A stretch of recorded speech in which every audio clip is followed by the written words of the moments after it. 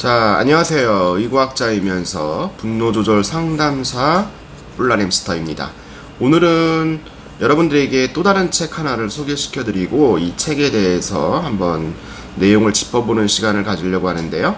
나의 슬기로운 감정 생활이라고 하는 이동환 가정의학과 선생님께서 집필하신 책입니다. 이 책은 여러분들이 한 번씩 읽어보셔도 참 좋은 내용들이 많이 있고요.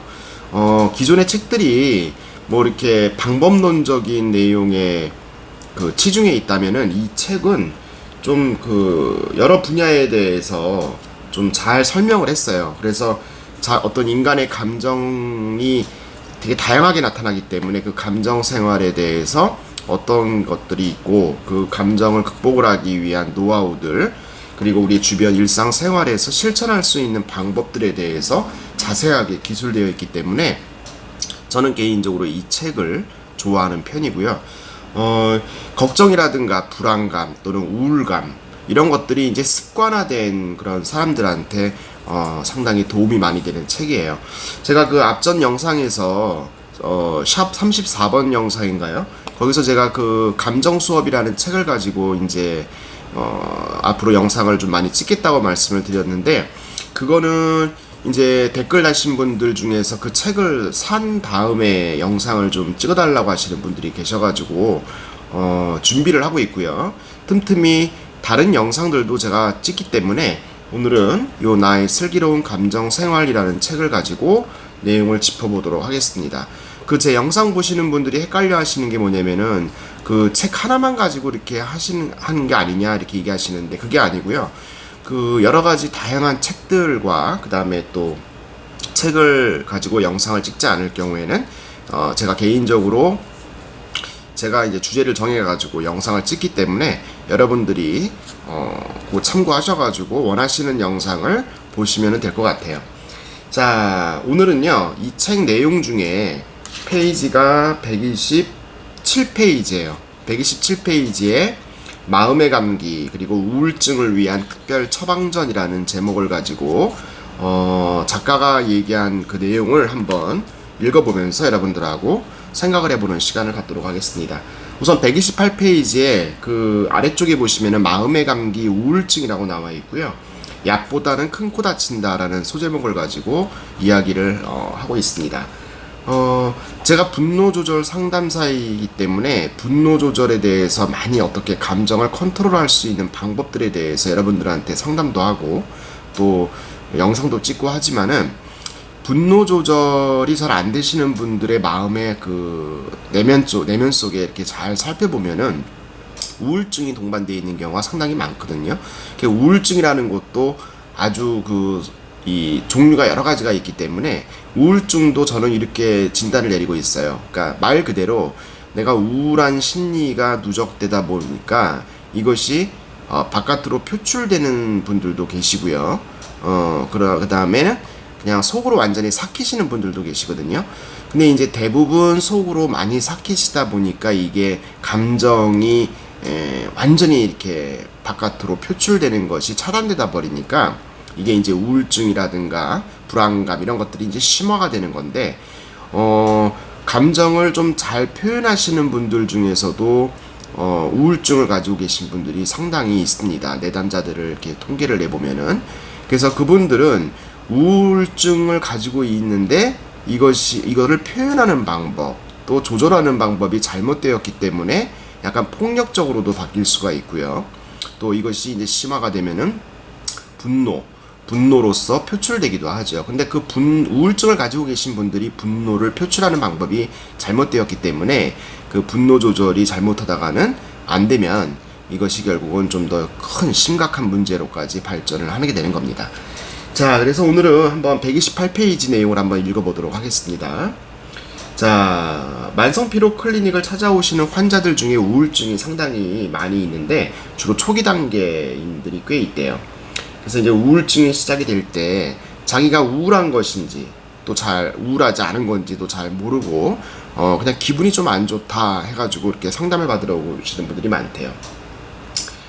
그 우울증을 가지고 계신 분들은 대체적으로 이제 그 뭐 내가 우울한 감정을 많이 느껴라기보다는 좀 무기력감, 그러니까 일상생활 속에서 모든 걸 다 하기 귀찮아하고 무기력감이라든가 또는 의욕저하 이런 것들을 이제 먼저 느끼기 때문인데요.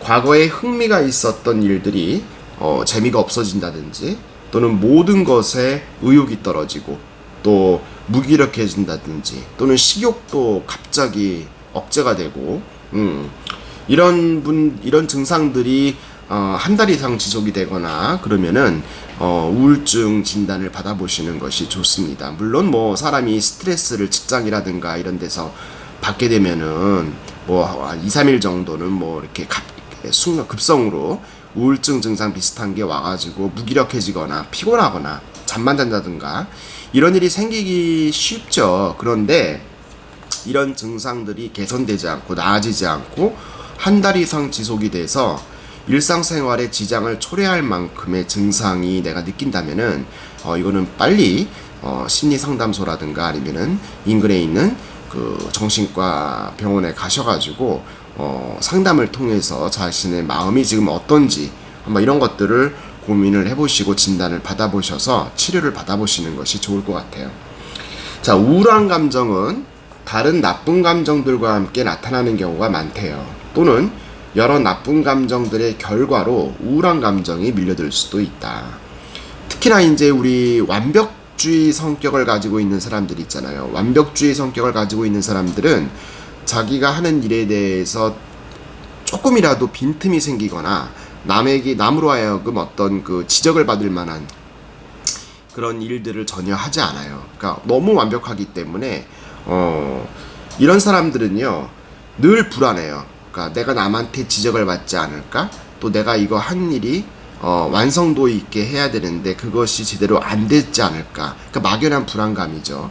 남들이 봤을 때는 되게 열심히 성실하게 일을 하고 빈틈없이 일을 잘 하고 있음에도 불구하고 본인이 느끼기에 완벽주의 성격을 가지고 있기 때문에 늘 불안하다는 얘기죠.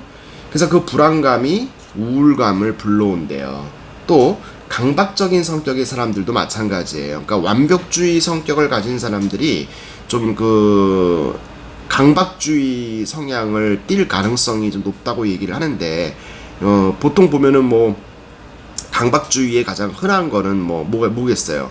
이렇게 딱 정리를 뭐 이렇게 할 때 순서대로 정리를 한다든지 어떤 사람들은 자기 책상, 사무실 책상에 뭐 이렇게 그 여러 가지 컴퓨터라든가 뭐 달력이라든가 노트라든가 이런 여러 가지 업무에 필요한 물품들을요 순서 있게 매일 똑같이 그 순서대로 나열을 해놓고 정리를 해놔야 돼요. 그런 강박증도 있고 또 이것도 하나의 완벽주의 성격에서 나오는 거거든요. 또 하나는 그냥 그 손 씻는 행위, 흔한 우리가 많이 접해본 더럽다고 생각을 하는 게 아니라 더럽다고 생각하고 손을 닦는 것도 있지만 그게 아니라 그냥 어딘가 모를 어디 이렇게 터치를 하게 되면은 거기에 뭔가 바이러스라든가 세균이 있다라고 생각을 하는 것 같아. 그래서 이걸 빨리 내가 세척을 하지 않으면 병에 걸릴 수 있다, 질병에 걸릴 위험이 있다라는 어떤 그런 강박관념인데 이거죠. 이런 것들도 우리가 강박관념 볼 수 있는데 이런 사람들 대부분이 우울증을 가지고 있다 이렇게 얘기를 하고 있어요. 자, 그래서 그들의 심한 불안이 우울감의 도화선이 된다고 합니다. 화를 잘 내는 사람들의 마음속에도 우울감이 도사리고 있다. 화를 낸 이후에 찾아오는 후회와 죄책감 때문이다.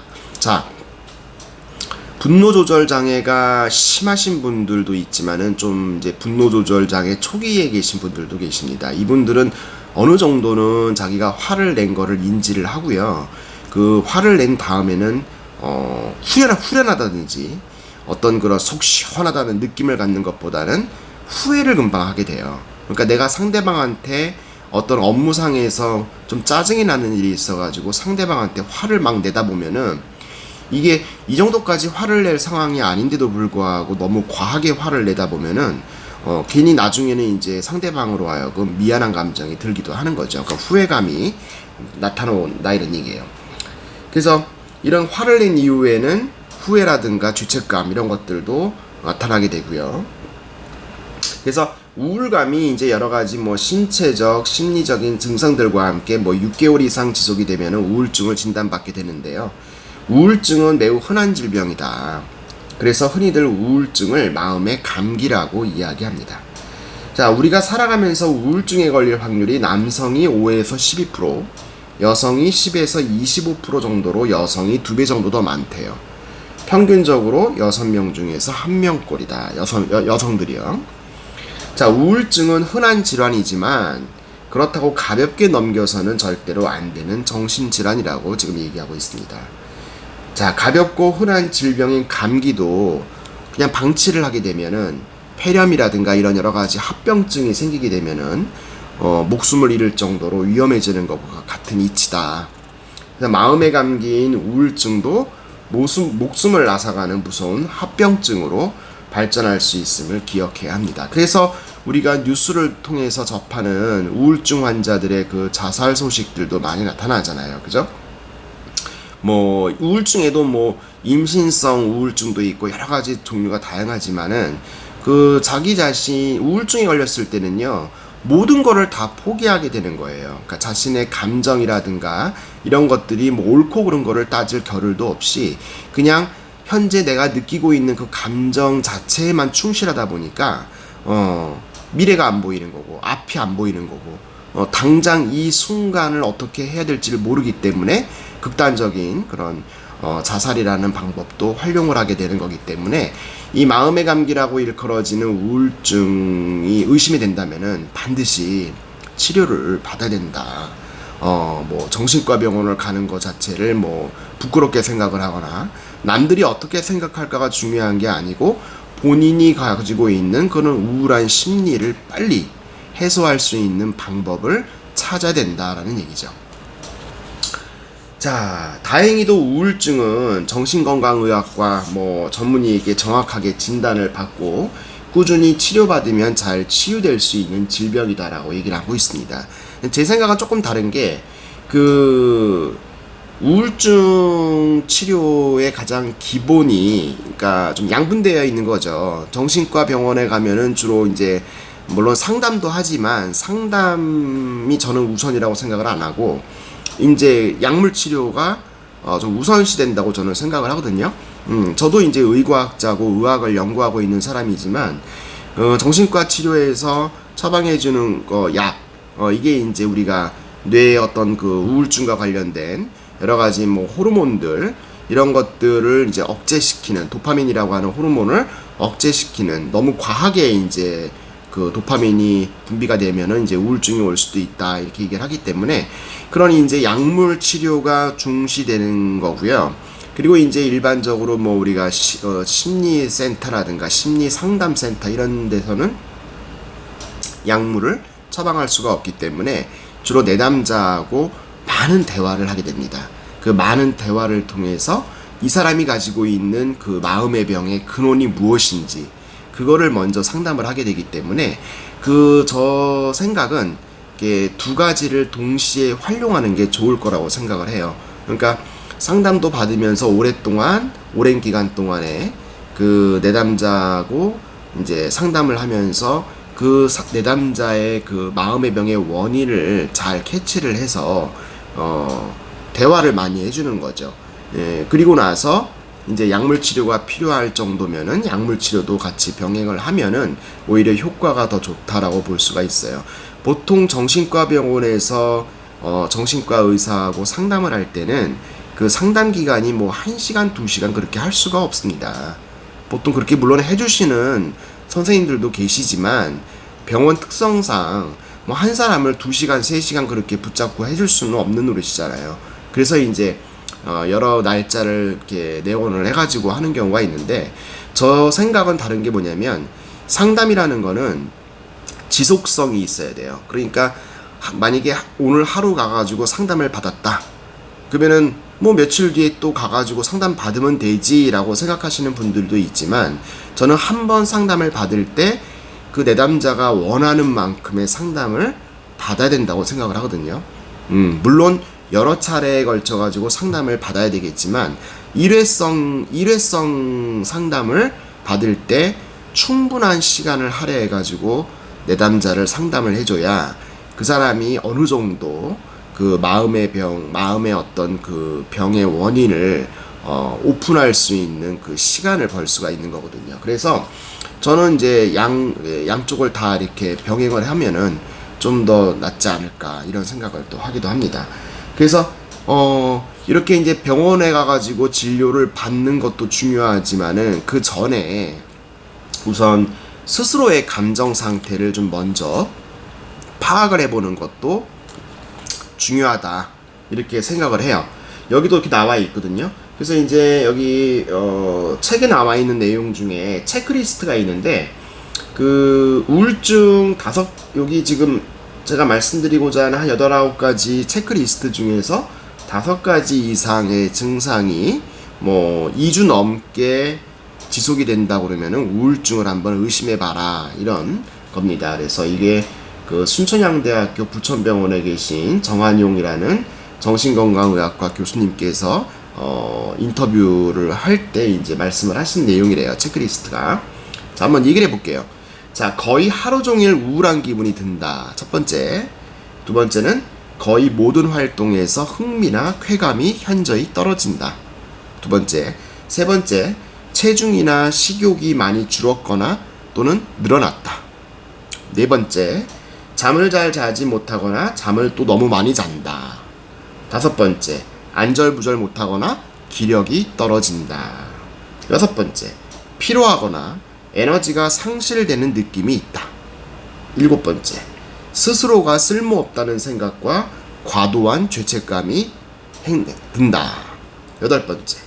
사고력과 집중력이 저하되고 우유부단하게 행동한다. 아홉 번째. 자살 생각이나 또는 이런 자살에 대한 시도를 했거나 구체적인 계획을 세워본 적이 있다.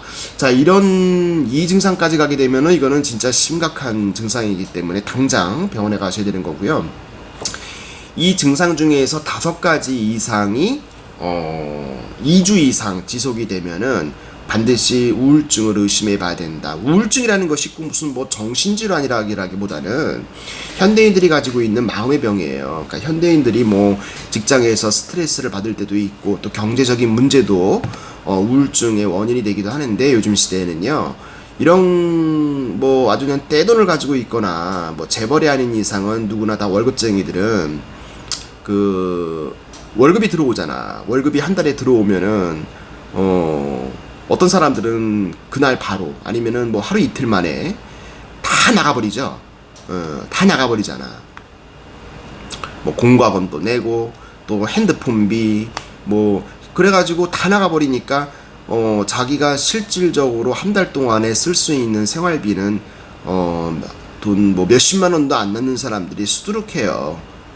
오히려 그게 젊은 직장인들일수록 더 많거든요. 근데 이런 그 경제적인 문제가 반복이 되다 보면은 어느 순간 자기도 모르게 지금 내가 뭐 하고 있는 거지? 돈은 벌고 있는데 뭐 이거 뭐 학자금 대출 나가고 뭐 나가고 다 나가니까 내가 생활이 안 되는 거야. 그래서 이런 게 이제 뭐 한두 달 정도만 이렇게 생기면은 괜찮은데 이게 뭐 1년 이상, 6개월 이상 지속이 되다 보면은 이거 지금 뭐 내가 직장을 다니나 마나 뭐 돈이 들어와도 뭐 내가 쓸 돈도 하나도 없고 이거 뭐하러 직장 다니나 이런 생각부터 이제 시작을 하게 되면은 이게 이제 쌓이다 보면은 우울증까지도 생길 수 있고 또 화가 나잖아요. 그러면 그 화를 주체하지 못하고 쌓이게 되면은 이게 이제 분노 조절까지도 갈 수가 있어요. 그래서 이 우울증이나 분노 조절 장애는 다 연관성이 있는 것이고 현대인들이면은 다 어떤 그런 조금 그 끼미는 다 보여요. 끼미는 다 보이는데 어떤 사람은 이게 질병으로까지 확산이 돼가지고 치료를 받지 않으면은 도저히 일상생활을 못할 정도까지 되는 사람이 있는가 하면은 또 어떤 사람은 슬기롭게 잘 감정을 컨트롤해가지고 극복할 수 있는 사람도 있지만 대다수의 제가 내담자들 상담을 해보면은 대다수 10명 중에 9명은 스스로 감정 통제를 잘 못하고 그 우울증을 그냥 방치하거나 분노 조절 장애를 방치하는 사람들이 대다수다. 그런 얘기죠.